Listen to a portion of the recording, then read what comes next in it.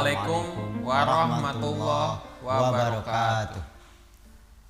Bismillah, alhamdulillah, wassalatu wassalamu ala rasulillah, la haula wala quwwata illa billah, amma ba'. Puji syukur kita panjatkan kehadirat Allah Subhanahu wa Ta'ala atas limpahan rahmat dan karunia-Nya. Alhamdulillah kita semua masih diberikan kesehatan oleh Allah Subhanahu wa Ta'ala sehingga kita bisa berjumpa dalam acara Kultum Ramadan yang ditayangkan di channel YouTube Miftahul Jannah. Semoga kita semua selalu ada dalam lindungan Allah Subhanahu wa Ta'ala. Amin ya rabbal alamin. Sholawat beserta salam semoga selamanya tercurahkan kepada baginda Nabi Muhammad Sallallahu Alaihi Wasallam beserta keluarganya, sahabatnya, dan para pengikutnya sampai akhir zaman. Amin. Ayah bunda yang saya hormati, santriwan santriwati MI Miftahul Jannah yang saya banggakan, beserta kaum muslimin wal muslimat yang dirahmati Allah. Sebelum menginjak pada acara Kultum Ramadan, saya Bapak Rinaldi Fahrullah SPD selaku pemandu acara Kultum Ramadan. Pada kesempatan ini dan di samping saya ada Bapak Dadan Lesmana SPD yang akan menyampaikan materi Kultum Ramadan pada hari ini. Baik, selanjutnya yaitu penyampaian materi Kultum Ramadan yang akan disampaikan oleh Bapak Dadan Lesmana SPD. Kepadanya dipersilahkan. Assalamualaikum warahmatullahi wabarakatuh. Waalaikumsalam warahmatullahi wabarakatuh. Alhamdulillahilladzi an'amana bi ni'matil iman wal islam. Wa nusalli wa nusallimu ala khairil anam sayyidina Muhammadin wa ala alihi wa sahbihi ajma'in. Faqad qala Allah ta'ala bil Qur'anil Karim, a'udzu billahi minasyaitonir rajim. Bismillahirrahmanirrahim.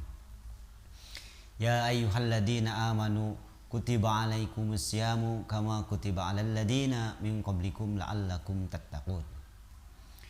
Wa qala Nabi sallallahu alaihi wasallam, kam min shaimin laisa lahu min siyamihi illal ju'i wal ats. Wa qala aidan, khamsu yufattirani shaim al-gibah wan namimah wal kadib wan nadru bisyahwat wal yaminul kadibah. Segala puji bagi Allah yang telah memberikan anugerah iman dan Islam kepada kita. Mari kita panjatkan doa dan keselamatan atas makhluk terbaik, pimpinan kita yakni Nabi Muhammad Sallallahu Alaihi Wasallam, dan kepada keluarganya dan para sahabatnya semuanya. Yang saya hormati ayah bunda santriyin wa santriyat MI Miftahul Jannah, anak-anakku sekalian yang Bapak sayangi dan banggakan, beserta jamaah kaum muslimin wal muslimat yang Allah Subhanahu wa Ta'ala muliakan. Semoga kita semua berada dalam lindungan Allah Subhanahu wa Ta'ala. Amin ya rabbal alamin.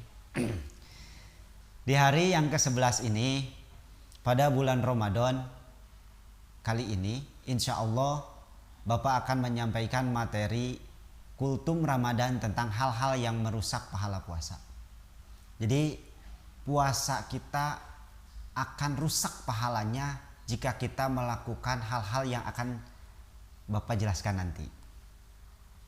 Nah, ibadah puasa yang kita laksanakan ini tentunya ingin mendapatkan nilai dan pahala dari Allah Subhanahu wa Ta'ala. Tidak hanya menahan lapar dan haus saja. Oleh karena itu, sebagai umat Islam, kita harus mengetahui hal apa saja yang dapat merusak nilai dan pahala ibadah puasa kita. Nah, apa saja hal yang dapat merusak pahala puasa itu? Hadirin rahimakumullah, Yang pertama, hal yang dapat merusak pahala puasa itu yaitu berkata dusta. Berkata dusta atau berbohong adalah menyampaikan sesuatu yang berlainan dengan kenyataan. Antara kenyataan dan yang dibicarakan itu berbeda. Itu disebut dengan dusta atau bohong. Puasanya orang yang berdusta atau yang suka berbohong, ibadah puasanya tidak bernilai apa-apa di sisi Allah Subhanahu wa taala. Hanya lapar, haus, capek, hanya itu saja yang didapatkan. Tetapi di sisi Allah tidak mendapatkan nilai apapun. Sebagaimana sabda Rasulullah Shallallahu alaihi wasallam, barang siapa yang meninggalkan perkataan dusta, barang siapa yang tidak meninggalkan perkataan dusta, maka Allah tidak butuh dari rasa lapar dan haus yang dia tahan. Hadis ini diriwayatkan oleh Imam Al-Bukhari. Berikutnya, hal yang dapat merusak pahala puasa yaitu ghibah, gosip, atau membicarakan keburukan orang lain. Adapun ghibah bukan termasuk dusta, tapi membicarakan keburukan orang lain, hal ini termasuk perilaku yang tercela yang dilarang dalam ajaran agama Islam.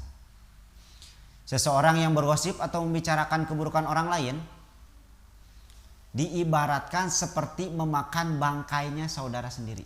Bagaimana? Coba dibayangkan ketika saudara kita meninggal, terus kita langsung makan bangkai saudara kita itu. Nah, orang yang bergosip itu diibaratkan seperti memakan bangkai saudaranya sendiri. Nah, sebagaimana firman Allah Subhanahu wa taala dalam surat Al-Hujurat ayat 12, jika seorang muslim bergibah sedangkan ia berpuasa, maka ia hanya memperoleh lapar dan haus saja. Tidak ada pahala ibadah puasanya. Itu bagi orang yang bergosip saat berpuasa. Berikutnya, hal-hal yang dapat merusak pahala puasa itu adu domba dan fitnah. Akar dari perbuatan adu domba dan fitnah adalah kebencian. Nah, tidak akan ada fitnah dan adu domba jika tidak ada kebencian. Maka sebagai umat muslim, kita tidak boleh saling membenci. Tapi kita harus saling atau mudah memaafkan kesalahan orang lain. Dengan memaafkan, maka tidak akan ada kebencian. Adu domba dapat berupa rasa tidak senang melihat orang lain rukun. Melihat orang lain rukun, orang lain sukses, kita tidak suka. Lalu menyebarkan fitnah untuk merusaknya. Jangankan pahala puasa, Islam mengancam orang yang melakukan adu domba ini dengan balasan api neraka di akhirat nanti. Dasarnya adalah sabda baginda alam Nabi Muhammad SAW yang artinya pelaku adu domba tidak akan masuk surga. Hadis riwayat Imam Muslim. Nah, jadi bagi orang yang melakukan adu domba dan fitnah itu pertama tidak akan mendapatkan pahala puasa. Keduanya akan dimasukkan ke dalam neraka, atau pelaku adu domba ini tidak akan masuk surga, yaitu dimasukkan ke dalam neraka. Hadirin rahimakumullah. Yang berikutnya, hal-hal yang dapat merusak pahala puasa yaitu bersumpah palsu. Perbuatan lain yang bisa merusak pahala puasa selain yang tadi 3 disebutkan yaitu bersumpah palsu. Nah, menyatakan sumpah tapi berbohong merupakan perbuatan yang dilarang dalam ajaran agama Islam. Apalagi jika sampai membawa nama Allah dalam sumpahnya seperti wallahi, tallahi, billahi. Nah, Allah Subhanahu wa taala membawa nama Allah seperti tadi di awal, itu sumpahnya, maka perilaku itu termasuk salah satu dari 3 dosa paling besar. Yang berikutnya, hal yang dapat merusak pahala puasa yaitu tidak menjaga mata dari syahwat. Nah, salah satu tujuan puasa ialah menahan hawa nafsu, tidak hanya menahan lapar dan haus saja, melainkan juga menahan syahwat. Nah, sekarang ini kita kemana-mana, kalau jalan ke depan rumah kita pasti melihat sesuatu yang menimbulkan syahwat. Kenapa? Melihat es campur, ya kan? Melihat orang yang tidak menutup aurat bagi laki-laki, bagi perempuan dilihat oleh laki-laki, itu akan mengundang syahwat. Nah, karena itulah, orang yang mengumbar syahwat atau tidak menutup aurat akan dilihat oleh orang lain, itu sama dengan tidak akan mendapat pahala puasa. Dan akan berdosa. Selain tidak dapat pahala puasa juga berdosa. Bagi orang yang melihat dan yang memperlihatkan. Ya, bagi orang yang melihat dan yang memperlihatkan. Nah, orang yang mengumbar syahwat ketika berpuasa, pahala puasanya akan gugur sehingga yang tersisa hanya lapar dan haus saja. Seperti salah satu sumber syahwat utama ialah pandangan mata. Nah, yang tadi saya contohkan itu dari pandangan mata. Pandangan mata ini dari Rasulullah SAW bersabda bahwa pandangan merupakan salah satu anak panah iblis. Dari pandangan ini akan menimbulkan syahwat yang dapat menghilangkan atau merusak pahala puasa. Nah, hadis yang jelasnya yang artinya begini. Pandangan merupakan salah satu anak panah iblis. Hadis riwayat Al-Hakim dan Al-Tobroni. Ya. Nah, itulah hal-hal yang dapat merusak pahala puasa. Tadi satu, berdusta. Kedua, bergosip, adu domba dan membicarakan keburukan orang lain. Yang ketiga, adu domba dan fitnah. Yang keempat, bersumpah palsu. Yang kelima, tidak menjaga mata dari syahwat. Nah, anak-anakku sekalian beserta ayah bunda yang dirahmati Allah, demikianlah kultum Ramadan yang dapat Bapak sampaikan.